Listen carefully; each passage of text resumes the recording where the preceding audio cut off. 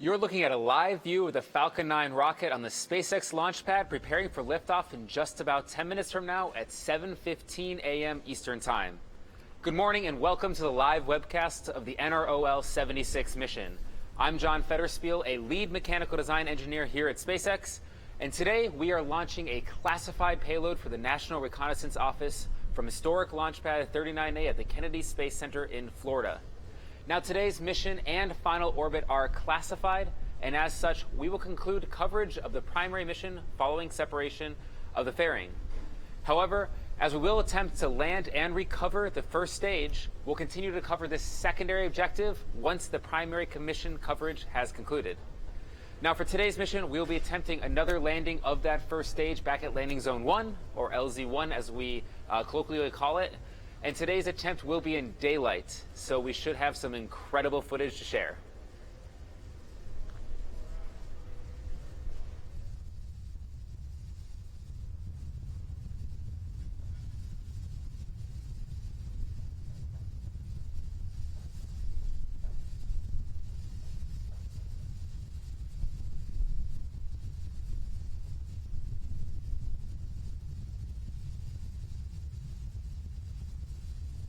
T-minus 10 minutes.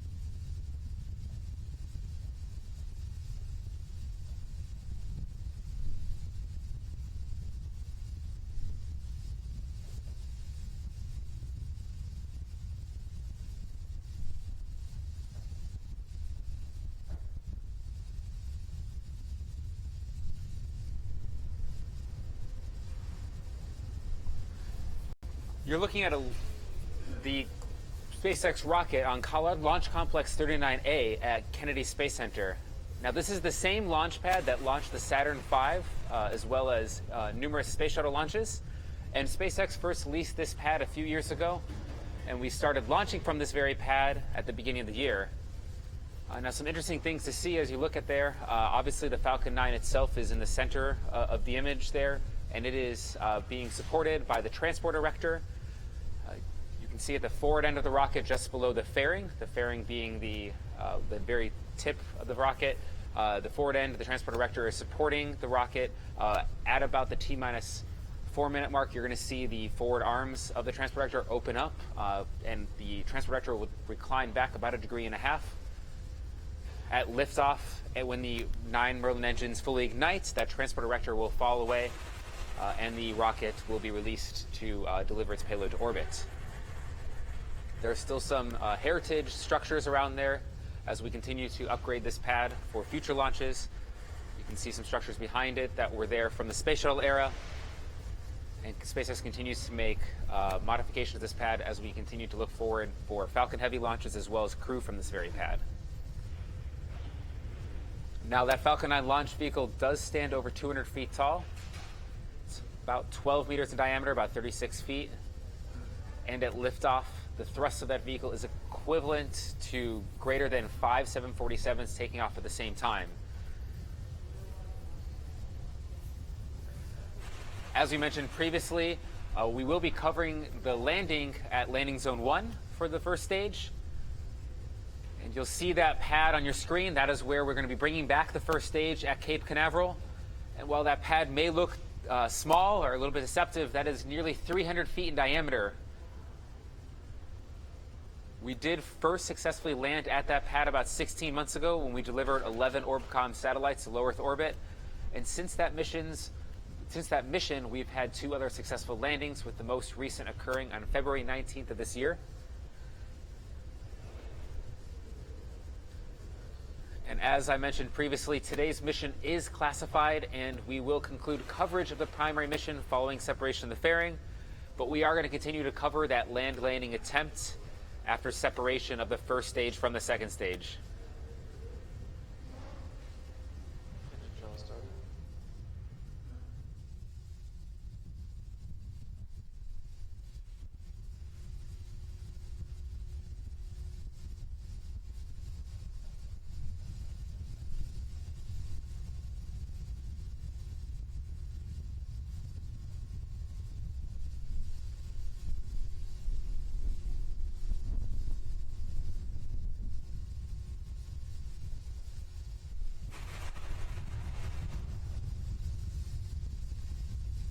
Stage 1 fuel load closed out.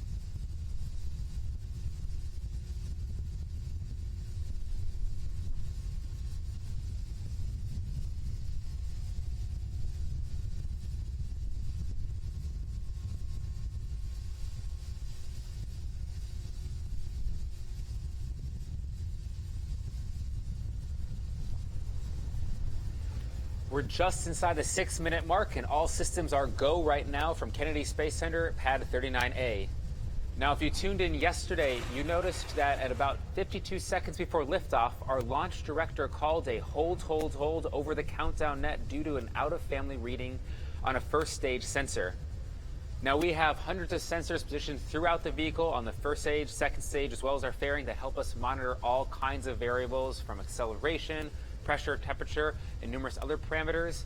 And while this particular sensor did have a redundancy, the readings it was providing for us were out of tolerance, and so out of an abundance of caution, we opted to hold launch and replace that sensor in question.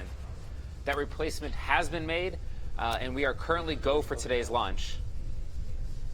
Right now, just coming up on the 5-minute mark here, we are concluding loading on the RP1 onto our first stage. That is, RP1 is refined kerosene. That is one of our propellants for the mission. And we are topping off liquid oxygen as well on that first stage. And we're going to keep topping that off for about 2 more minutes.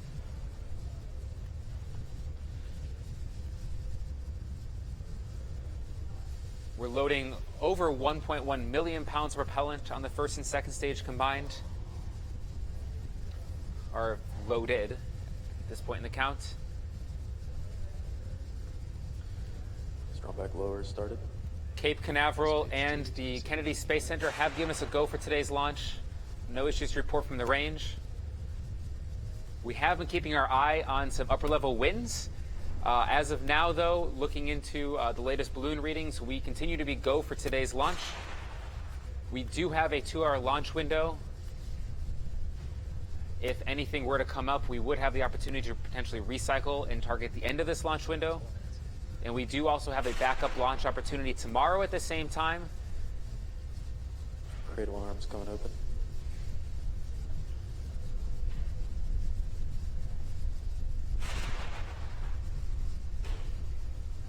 AFTS 107.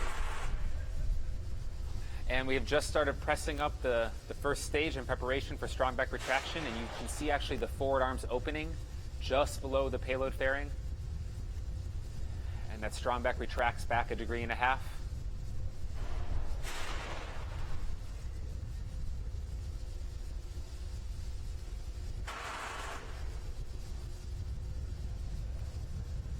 And operators have confirmed that the TVC motions are good on our MVAC engine, the second stage engine.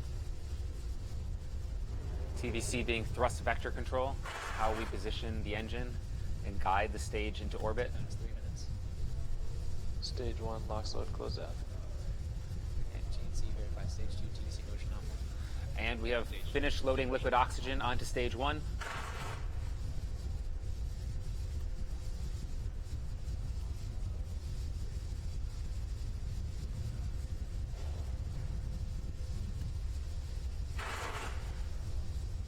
Strong back lower is ended. Inclination 88.5 degrees. And the strong back lower has also completed at its 80.5 degree point right now. Vehicle switching to internal power. Now coming up in the final few minutes here, in the final 2 minutes, we will have the terminal count auto sequence in the final minute where the flight computer will enter into its startup mode. The final check of all our sensors across the vehicle will occur before we lead into startup, and you'll see the bright green flash at the base of the rocket where our T-tab will ignite and act as the starter for our 9 Merlin engines. Those 9 Merlin engines capable of putting out over 1.7 million pounds of thrust at sea level. And with that, we're going to go silent over here and let you listen into the final 1.5 minutes of today's counts before on time T-0 at 7:15 a.m. Eastern Time. Vehicles in self align. Gas closeout started.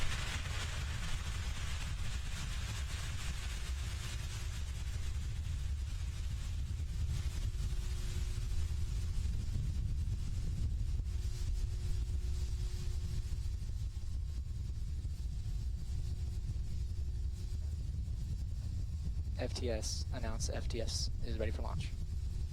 AFTS is ready for launch. BC, verify Falcon 9 is in startup. Falcon 9 is in startup. Groundside gas closeout's complete.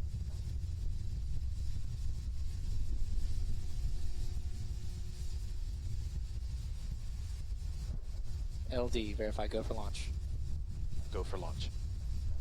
Stage 2, pressing for flight.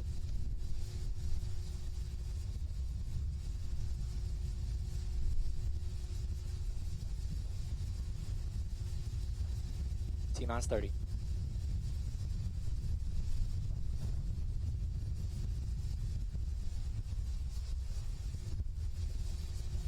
T-minus 20. Stage 1, pressing for flight.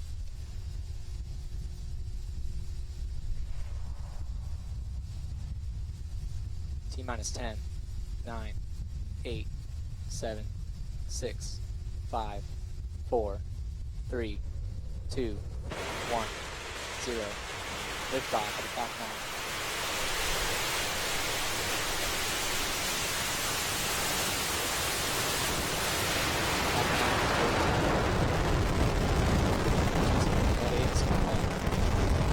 Copy, Wilco. Stage 1 propulsion is not connected.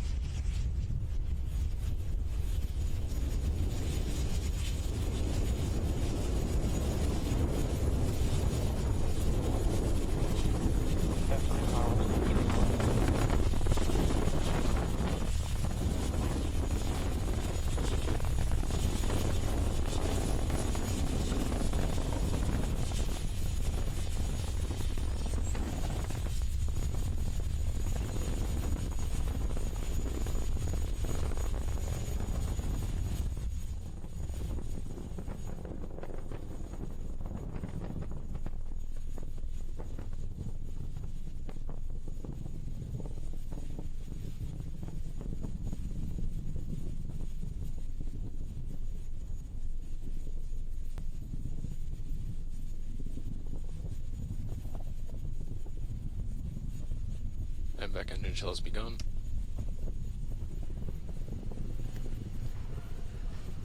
And Falcon 9 is delivering the National Reconnaissance Office's satellite to orbit right now. We just transitioned through max Q, and we've begun chilling in the MVAC engine on our second stage. Trajectory is looking good so far. Coming up in about 20 seconds, we'll have main engine cutoff, MECO 1. That's where all 9 Merlin engines of that first stage will shut down, and we'll see stage separation. Stage separation will be actuated by 4 pneumatic actuators on the first stage.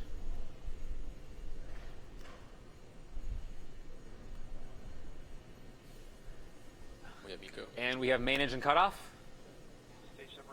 And stage separation has been confirmed. And you can see the first stage there flipping back.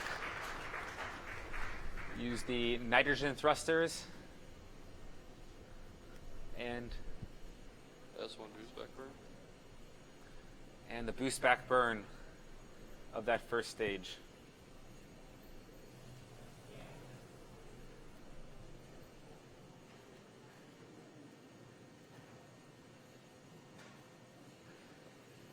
This boost back burn will last about another 15 seconds.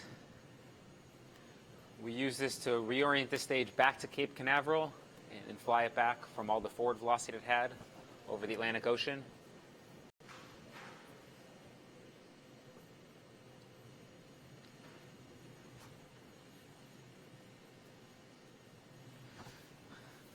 And we also had a successful fairing separation of the second stage. As we mentioned previously, we will not be covering the remainder of the primary mission due to the nature of the classified payload on board, but we are covering our first stage as it's making a landing attempt back at landing zone 1, and that's what you're seeing on your screen right now.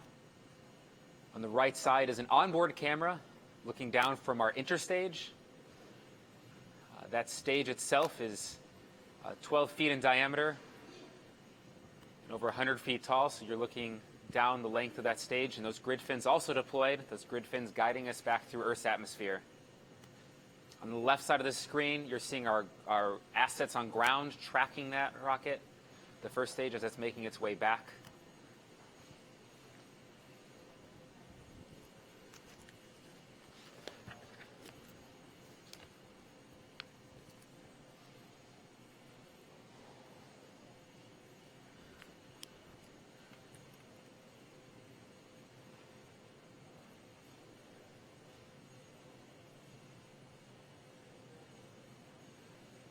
Now that boost back burn was a 3-engine burn. Coming up, we're going to have our entry burn, also a 3-engine burn.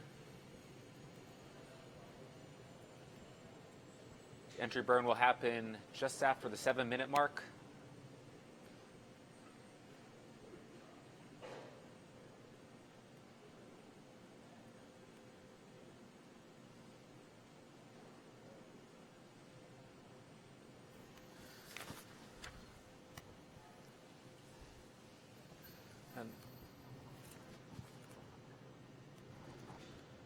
The first stage has passed its apogee. It was over 130 kilometers above the surface of the Earth.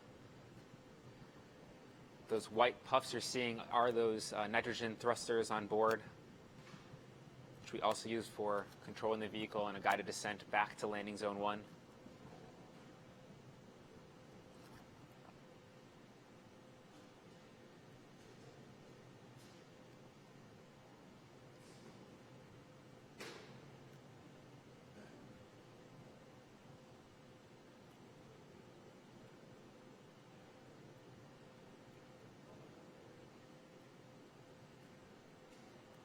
Entry burn should be coming up in about a minute from now.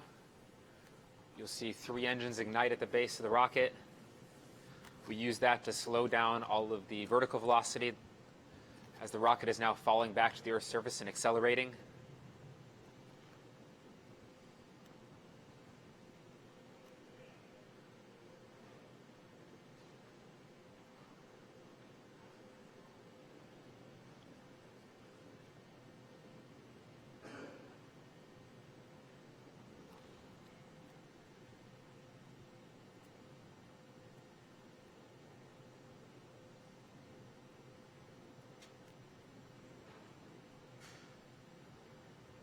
If you're just tuning in, we're watching the first stage as it's falling back to Earth in a guided descent back to landing zone 1.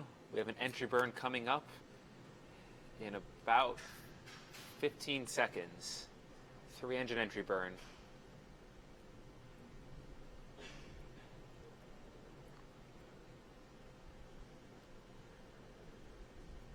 Stage 1 entry burn startup. And we've entered the entry burn startup. And we have ignition of the entry burn.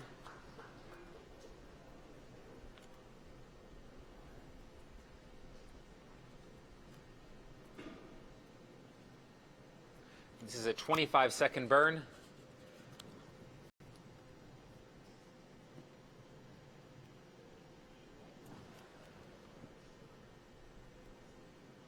Entry burn shut down. And we have shutdown for the first stage.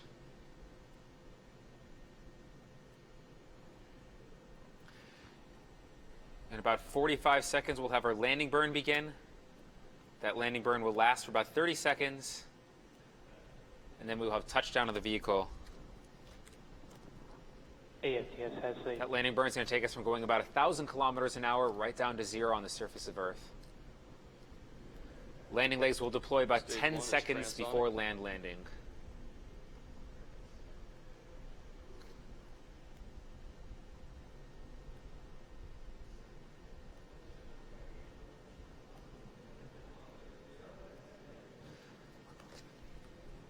Stage 1 just passed through transonic regime.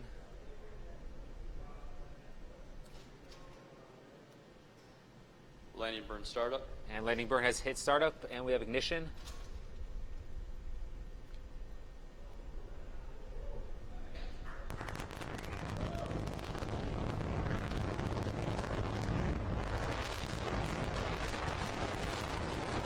See the Landing legs will play in a few seconds. Late deploy.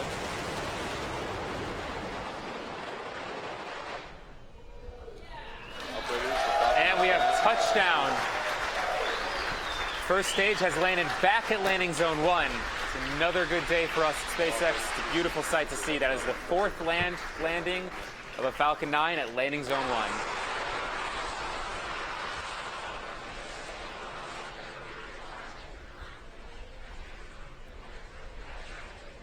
And with that landing, that's going to conclude our coverage for today's webcast. It is a beautiful sight, certainly, to bring back another first stage. We will be putting that rocket through some inspections and then getting it ready for another launch for a future mission coming up in our very busy manifest for the remainder of the year. So with that, we'd like to thank the National Reconnaissance Office, the range, the FAA, as well as you, the viewer, for tuning in and watching us.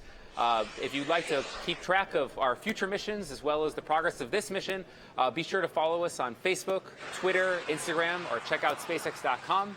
And if you'd like to come up here and join the team and be part of the crew that makes all this happen, check out SpaceX.com/careers. Thanks again for joining, and we'll see you again soon.